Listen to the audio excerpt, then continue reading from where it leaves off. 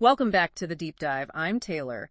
Our mission here is, well, it's about giving you a shortcut to understanding complex ideas. And today, we're diving into a really practical part of learning English, how to talk about the future. And I'm Alex. Yeah, I'm ready to help us unpack everything from our source material, that's the New York second edition English course book, and make these future concepts clear and easy for you to use in real life. Absolutely. We've already taken some fantastic deep dives into chapters 1 through 12 of this course book, covering, wow, so many useful English topics. So if you've been following along, you're doing a fantastic job building that English foundation. Mm-hmm. And today we're moving into chapter 13. This whole chapter, it's all dedicated to, well, the exciting world of expressing future events, plans, and predictions. Right.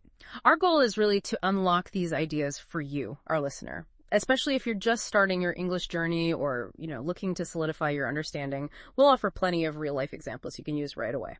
Okay, so let's begin with going to. This is usually the first way learners encounter future tense. How should we think about going to for someone who's maybe new to it? Okay. For me, going to is really all about plans. Plans you've already made, something you've thought about and decided on. It's about your intentions for the future. Yeah. And the structure is actually quite straightforward. You take your subject like or, he, we, then you add the correct form of to, be, am, is, or are, and then going to, followed by the main verb. For instance, I am going to call my parents tonight. That means I've already decided to do it. Okay. Or he is going to work tomorrow. That's like his set schedule. And a fun one, maybe. We are going to watch Friends again. So it really emphasizes what's already in your mind, yeah? Almost like something you've put on your calendar or a definite task on your to-do list. A course book gives examples like Aaron is going to cook dinner. Right. Or Jason and Anna are going to dance. These aren't just spontaneous ideas. They're like fixed plans, right? Exactly. They're concrete plans. And it's really versatile, too. You can use it in negative sentences like, I'm not going to call my parents tonight, which just means I've decided not to. Okay. And for questions, are you going to travel next year? You're asking about someone's definite travel plans. That makes perfect sense. And, well, when we talk about future plans, we often need to specify when they'll happen. What are some of the common time expressions we use with going to? Oh, there are so many useful ones. They fit perfectly with future plans. Think about things like tomorrow morning, tonight, next week, soon, in an hour, or maybe right away. These words help add precision. For example, I'm going to clean my room today, or they're going to get married next year. And a common one for students. You are going to graduate soon. These phrases really help anchor your future plans in time. Those are incredibly practical for everyday conversations, yeah. Helps you tell people not just what you're planning, but when you expect it to happen. Okay, now let's shift our focus a bit to will. What's fascinating here is that will, well, it also talks about the future, obviously, but it often has a slightly different feel. It's often used for predictions or maybe for decisions you make right at the moment you speak, rather than plans you decided on a while ago. Yeah. And the structure for will is even simpler than going to, which is great news. Good. It's just the subject, then will, and then the main verb. That's it. For example, I will travel tomorrow. Or you can use the short form, I'll travel tomorrow. Right. Oh. And for the negative, we use won't, like in he won't travel.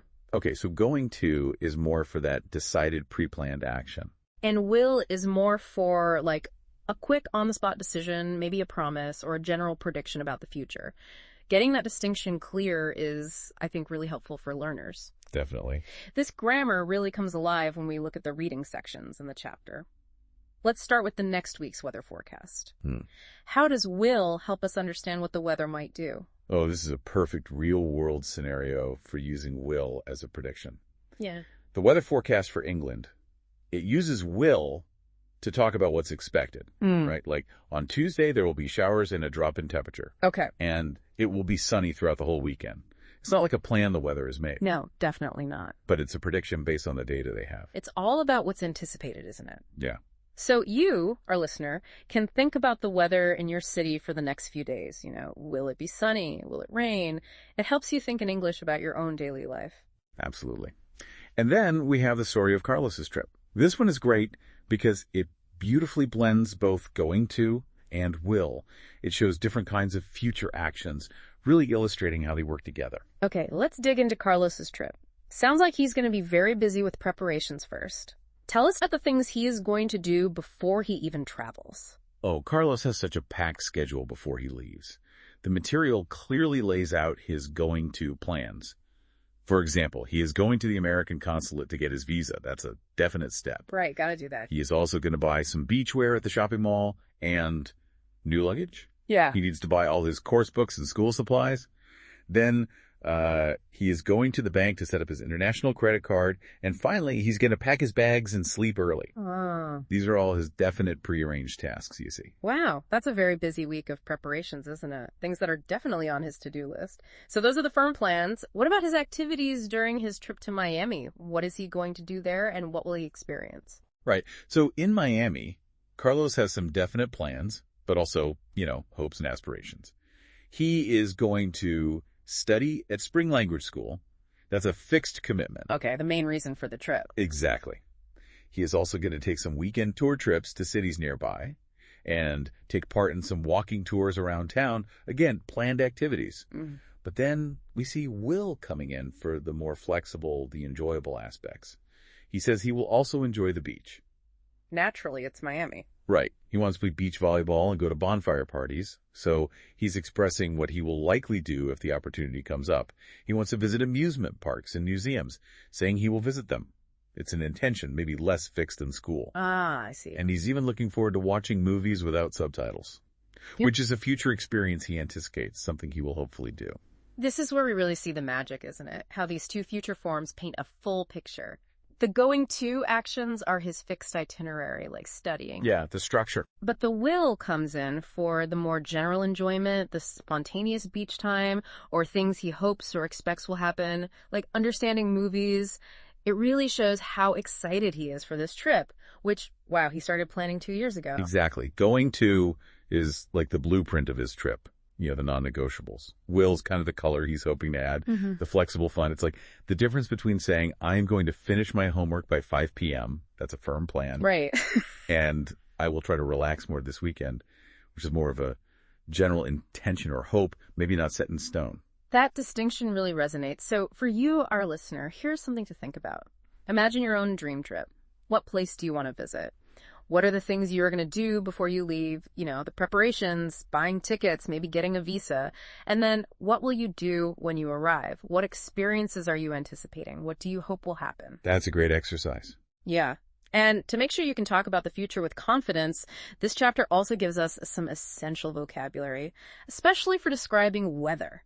We have words like sunny, cloudy, rainy, snowy, hot, cold, windy, and foggy. Yeah, and it's not just enough to know the words, right? It's about actually using them. So instead of just listing sunny, think, I hope it will be sunny for our picnic. Or for foggy, imagine trying to drive, the road's going to be so foggy this morning, be careful. Knowing these helps you describe your environment actively. Good point. And let's not forget the say what section. This part of the book is super helpful for pronunciation, especially for those future time expressions like next week or right away. It helps make sure you're understood clearly. How so? Well, for example, when we say next week, sometimes in fast speech that to sound barely registers. It might sound more like next week. Okay. Or for right away, native speakers often soften that to sound, almost to a deed sound, so it can sound like right away. Yeah, practicing those little shifts makes a really big difference in sounding natural. Okay, so what does this all mean for you, our listener? In this deep dive into Chapter 13, we really focused on the two most important ways, probably the most common ways, to talk about the future in English. Going to for your solid plans and intentions, and will for predictions, maybe promises, or those quick, on-the-spot decisions. And understanding these really helps you express yourself clearly and, well, more naturally. Whether you're just discussing tomorrow's weather or your exciting travel plans for next year, it's about giving you the tools to sound more like a native speaker, or at least, be easily understood. Exactly. So for you, our listener, here's a final thought to maybe mull over. Look ahead at your own life, maybe the next month or the next year. What are you going to achieve? What concrete steps are you planning? And what will you learn or experience along the way? What do you predict might happen? Try to describe your own future using both going to and will. Keep practicing, and really bring your life into your English. We've truly enjoyed exploring Chapter 13 with you today. We really hope this deep dive has been clear and genuinely helpful for your English learning journey. Yeah, absolutely. And remember, we've covered chapters 1 to 12 in our past deep dives. So if you missed any, you can always go back and catch up. Next time, we'll be jumping into chapter 14, and we're really looking forward to that one.